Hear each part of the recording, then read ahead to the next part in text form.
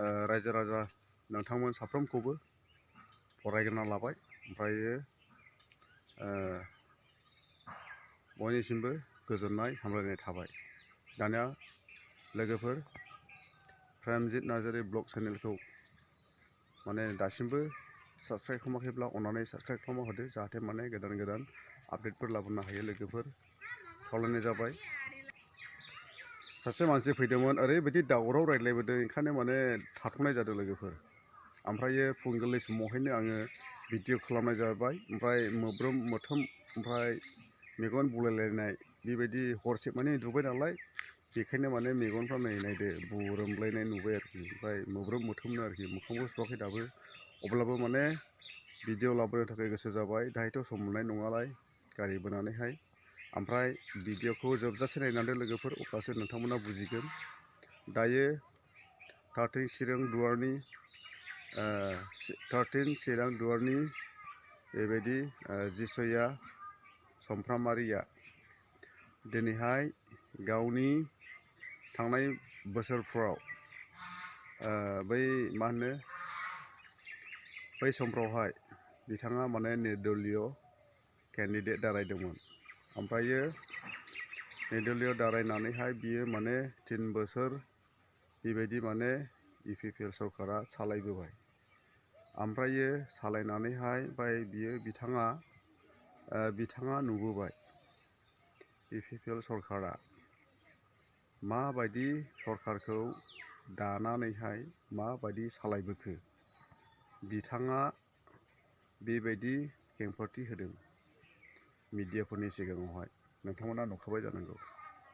ओमफ्रायो सालायजेनबोनाय समनिफ्राय लानानैहाय दासिमावहाय माबायदि सालायबोखो पाब्लिकफोरनि सिगांनि समावहाय माबायदि बुंबोदोंमोन गोरिब रान्दिफोरखौहाय हेफाजाब होनो ओमफ्राय समाजनि थाखायहाय गोबां खामानि मोजां मावबोनो लामा दालां बाखि थाबोनाय खामानिफोरखौहाय मावबोनो हाग्रामा मावनो हायि खामानिफोरखौहाय मावलांसिगोन। हाग्रामाया 17 बोसोरावहाय जेबो मावनो हायियावहाय जोङो नैबे 5 बोसोरावहायनो मावनानैहाय जोङो दिन्थिलांगोन होननानैहाय बिथांमोना गबिन्द सार ओमफ्राय प्रमद बर' सार फेरेंगा सारमोना बेबायदि रायजो राजाफोरनि सिगाङावहाय खोथा होबोदोंमोन। नाथाय बिसोरनि खामानि मावनायखौ जोङो पाब्लिकफ्रा नुनानैहाय जेबो मावनायखौ नुयैखाय दिनैहाय माने पाब्लिकफ्रा बेफोरबायदि माने नुनानै बेबायदि जांख्रिखांदों आरोखि। जांख्रिखांनाया बेनो जाहैबाय माने समाजावहाय रायजो राजाफोरनि डेभेलपमेन्टनि खामानिया जेबो जायाखै होननानै दिनैहाय माने रायजो राजाफ्रा गोबां बेबायदिनो माने बुंसोगारलायदों आरो। जोंनि सिगाङावबो बुङो गोबांथार मानसिफोर बुङो सोरबा बुरैयानो बुङो सोरबा बोरायानो बुङो सोरबा बृद्ध मानसियानो बुङो बेबायदि रायज्लायसोगारो आरोखि दखान बाजार लामा सामा। बेनिखायनो दिनैहाय रायजो राजाफ्रा मिथिनो मोनबायदि 3 बोसोर समावहाय माबायदि मावलांखो माबायदि मावलांखो नङा माबायदि मावबोखो।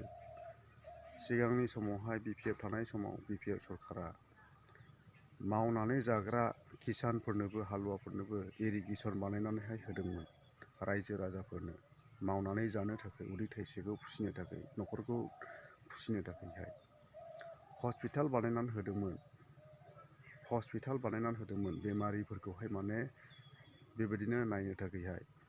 लामाफ्राथ' दा बुंसै जों उन्दै समावहाय जों सेंग्रा समावहाय स्कुलाव हाबफुनाय समावहाय जोङो नुबोदों लामा दोंसेबो मोजां गैयामोन दालां गंसेबो मोजां गैयामोन दंफांनि दालांबो मोजांबो गैयामोन। ओमफ्राय बेफोरबायदि माने खना खनला हाबनाय जायगाफ्राव बेफोरबायदि बक्स कालभारफोरबो गैयामोन जेबो गैयामोन होननानै बुंजायो आरोखि। मथा मथि स्कुलफोरबो गैयामोन जेबो मथा मथि माने जोंनि बे बर'लेण्ड जायगायावहाय जेबो गैयामोन, जिर'मोन होननानैहाय बुंजायो आरोखि, जिर'मोन। नाथाय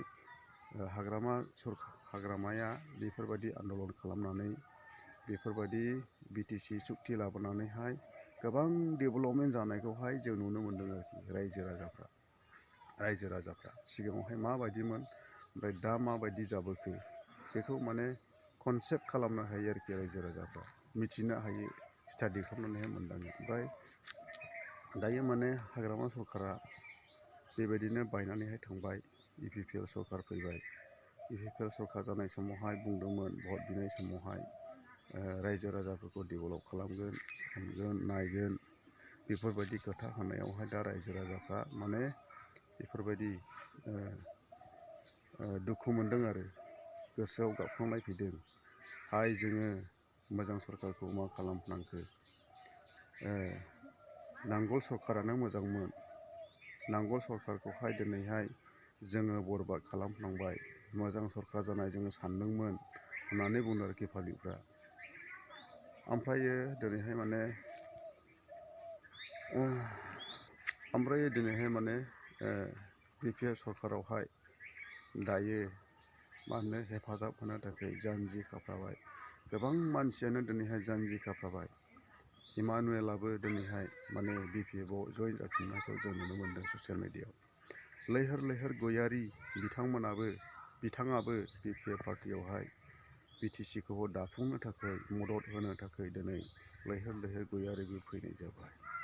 आरो बेजों लोगोसे सिगां फैदों कास्टम बसुमतारीना, आं टाइटेलखौ बावबाय, कास्टम बसुमतारीयाबो माने BTCखौहाय फोजोबस्रांनोसै नालाय नेसनेल पार्टिया दायो माने BTCआवहाय हाबोब्ला मा जालांगोन, बर' हारिनि गेजेराव मा जागोन बेखौहाय माने मिथिखानानैहाय दिनै नेसनेल पार्टिया गादबोब्ला दिनै बे जोंनि BTR आरो BTCफ्रा थेर बेथेर जायोब्ला, गुबुन सरकारा सालायोब्ला मा जागोन बेखौ मिथिनानै दिनैहाय माने कास्टम बसुमतारी ब्रादाराबो दिनैहाय BPF पार्टियावहाय फैनानै मदद होनो थाखाय जानजि खाफ्राबाय।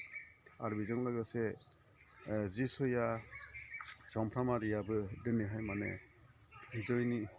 बेफोरबायदि माने स्टाडि खालामनानैहाय मोनदांनानैहाय मा जागोन, हारिखौहाय फोसाबनो, हारिखौहाय जौगाखांहोनो थाखाय बिथांमोना थाखानि लाबालाब सानालासिनो माने हारिखौ बोखांनोसो बिथांमोना दिनैहाय जानजि खाफ्रानानै दिनै BPFआवहाय जयेन जाफैनायखौ जों दिनै नुनो मोन्दों आरो फैगासिनो थागोन। लोब मानसिफ्रा जोंनि सिगाङाव ओरैबायदि रायलायसोयो आरो ओरैबायदि लोब फैगोन BPF पार्टियावहाय। बेनिखायनो दिनैनि भिडिअ'आ बेसेखिनियावसै। जोबजासे नायनायनि थाखाय थेंकिउसै रायजो राजा।